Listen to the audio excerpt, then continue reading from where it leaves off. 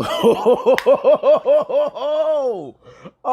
what a part one. What a part one. What a part one. Hello, everybody. It's your man, your friend, and family member, Brain Lee here. Everything on this channel is alleged, in my opinion, for entertainment purposes only. Once again, everything on this channel is alleged, in my opinion, is for entertainment purposes only. Once again, everything on this channel is alleged, in my opinion, is for entertainment purposes only. So, y'all, I just got done watching part one. And first of all, shout out to my virtual travelers, my virtual tour family. We had our virtual tour live. It was a wonderful, wonderful time. I asked you guys, how would you guys like for me to cover the reunion?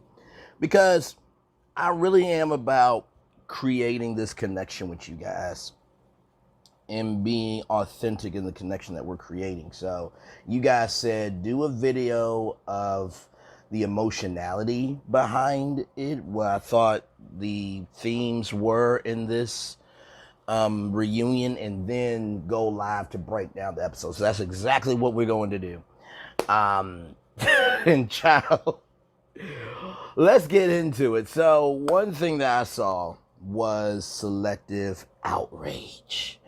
And there are some, there are some YouTubers and people on social media and people in general that get upset about subliminals being thrown. Everybody has thrown subliminals before, okay? It's nothing new. It's nothing new. Like, I will bring up an example. There is a portion of this reunion where there is there's a tweet brought up about how somebody feels, and it was just basically, allegedly miscommunication about something. And so what I saw with selective outrage, not just that situation, but also too, child, to be able to use a prop to be outraged is so overdone. Y'all remember Monique Samuels and how she brought that binder on Lizelle and Lord Jesus. Y'all remember that? Y'all remember when she read out Jamal Bryant's whole phone number? But they blurred it out. And Giselle said, yep, that's his phone number. And I'm like, Lord Jesus. But I think selective outrage is a huge theme in this, because at the end of the day, right, every situation is in the eye of the beholder. I've told you guys about cultivation theory before. Basically, how you view the world depends on what you consume and how your mind processes what you consume, right? And so I did see some selective outrage. Some selective outrage was necessary, and then others were not. So I will definitely say that. Relationships were also a part of this reunion, as every reunion is about relationships. But in the season 15 reunion part one, I really did see that these issues went deeper than the show. I sensed that. Now, recognize, y'all, this is my first time ever watching this show in 15 seasons, 15 years, okay? So just give me some love, grace, and space, okay? But I did see that some of these issues really did go through the core of the women here. And I want to speak on that because I think a lot of times in life, how can I put this? If somebody makes fun, I'll put it like this. I can make fun of my cousin, right? My nephew, my niece, right? But if you make fun of them, Scar's about to come and unleash himself upon you, right? So I think that's what it is that it's one thing for you to do it for the show, but for you to continue that situation outside the show, and you're supposed to be at least my coworker, even if we're not friends, at least have the decency and respect. So I did see, relationships as a huge theme of this. Another theme I saw of part one, right? Another thing that I saw of part one was was Image. I definitely, that's, Image was a huge thing, right? And by the way, the set looked amazing. And I'm going to bring up a part of the Image. There was a point in time when Andy was, trying to ring this little bell, like, and that didn't work. So he had to go and, hang on. So y'all can hear it. So it was almost, so basically he went up and did the gong. And you know what? Listen, I I felt him in that moment. It's just like, guys, we're here for 9 hours. Can we try to have some civility in our Image? But I think also too, Andy also understands the game, right? That, at the end of the day, the reunion is supposed to be the culmination of basically a season review, but get into everything that we could not get to in the 16 episodes, right? So, so, so Image was a big thing. Image was a big thing. Also, too, I think another thing of this, and I'm trying to tell y'all the themes without giving stuff away, because that's going to be the live breakdown of, the reunion.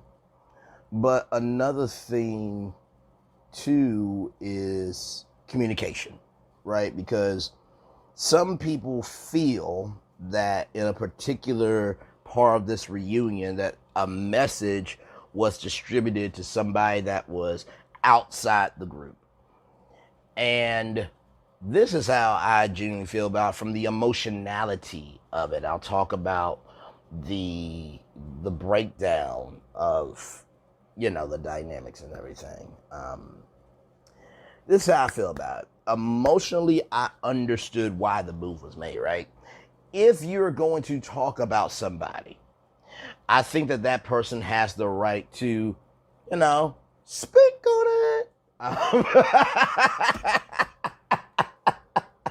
Y'all know I like having fun with y'all. So, but no, I do think that person has the right to speak on it, for real. Like, if somebody is talking about one of you, right, and somebody brings you up and a friend send it to you, you have the right to speak on your own character, right? Just like I do, just like we all do as people.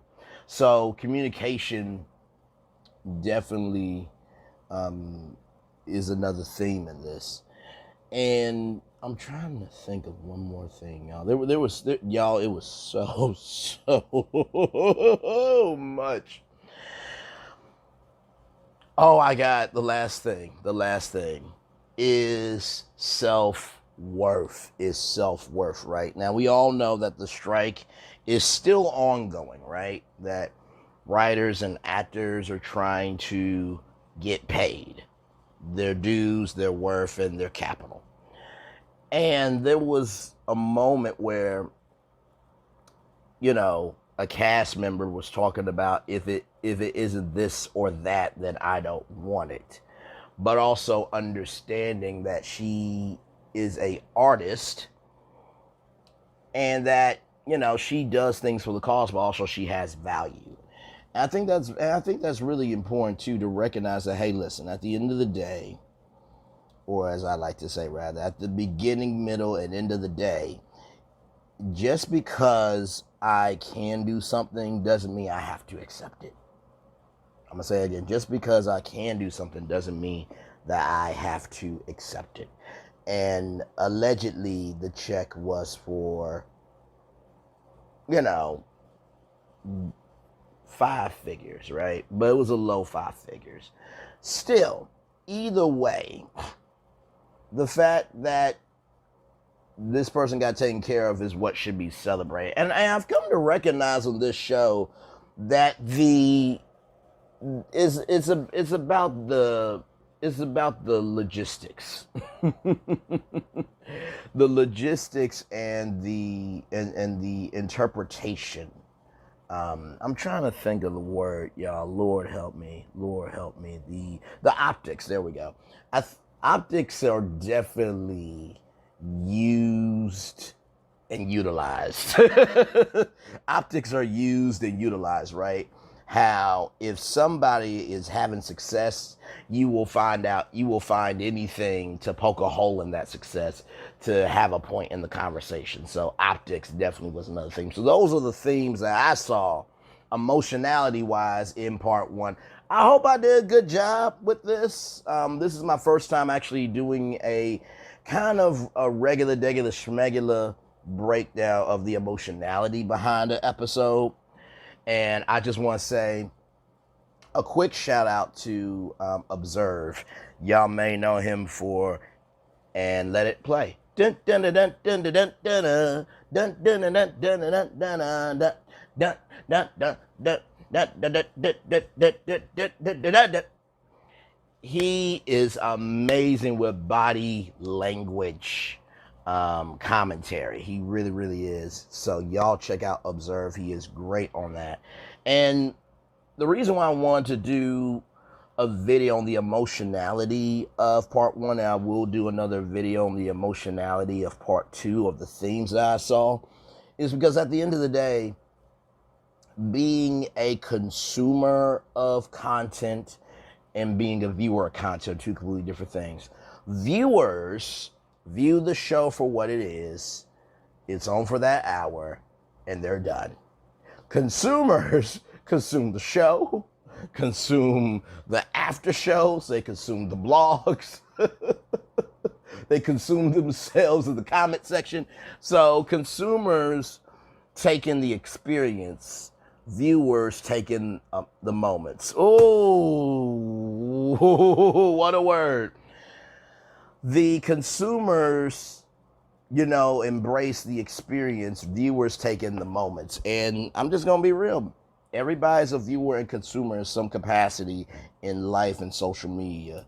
And on YouTube, I'm definitely seeing that there are some YouTubers that they consume themselves into the experience of something, not recognizing that they're just a viewer because their commentary is so basic in terms of this is what happened, right?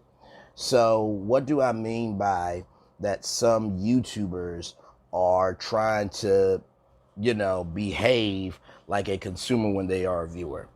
When you consume everything of that experience, but yet you are so focusedly directive on your point of view as a viewer and not wanting to recognize other points of view, that's just being selective, right? But also, too, what I appreciate about a viewer is that they can view the content and let it be, because we do not know everything, right? We don't. We absolutely don't. I will say this about myself. I think that from my media background of doing radio broadcasting and television broadcasting, I have really been a consumer of media ever since I came into the world, right? From Nickelodeon Studios and Family Matters and, Good Morning America, where, where it was upstairs and downstairs, and, the concerts in Central Park. So being able to go from being able to consume it in one way only to now being able to consume experiences in multiple ways, I will say at the core of me, I'm a consumer. But my mindset is this: let's consume the experience, but also let's be open to viewing what's in front of us, and let's keep it at that. And if we do explore different access points of the experience, let's keep it relative and not just make it up for content. And that's what some people do on YouTube. Nothing wrong with it. Nothing wrong with it at all. Nothing wrong with it at all. But I really do think that at the end of the day, we need to give people space, grace, and love, that we don't know everything. and to try to take an inch and make it a mile. Sometimes it works, sometimes it don't, right? Like, for example, I'm going to say this right now. Shout out to Millie Chun. Shout out to Millie Chun. I think Millie Chun is a great content creator. And she went to the spot, right? And she said it was not open. Now, here's the thing, right? Even if it was a soft open, people will take you at face value, right? So I think at the end of the day, I don't think Millie Chun really did anything wrong. I think she said in her head, okay, well, she's saying it's open. All right, let me go see if it's open. And if you are a viewer of the show, that's going to be your mindset, right? So, listen, everything is relative in the eye of the beholder. So with that being said, that is my take on part one from the emotionality of the themes that I saw in part one. The breakdown will be tonight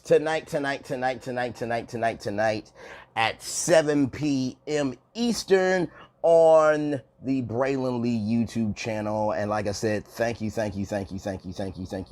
all for supporting me. I am seeing the growth. I am feeling the evolution. But more than that, I feel in my space there is peace. And at the end of the day, if it doesn't apply, let it fly. But if you're letting it fly, it must apply. Oh! Oh, ho, ho, ho, ho. If it does not apply, let it fly. If it doesn't apply, let it fly. But if you're letting it fly, it must apply to you. Ooh, child. Ooh, child. It's always the postings for me. And I don't just mean posts on YouTube, but all the posts and the comments and the shares and the algorithm of the soul of social media. It's all that for me. Like, comment, share, subscribe. One love, much love, all love. Bye, everybody. Bye, bye, bye, bye, bye, bye, bye, bye, bye, bye, bye, bye, everybody.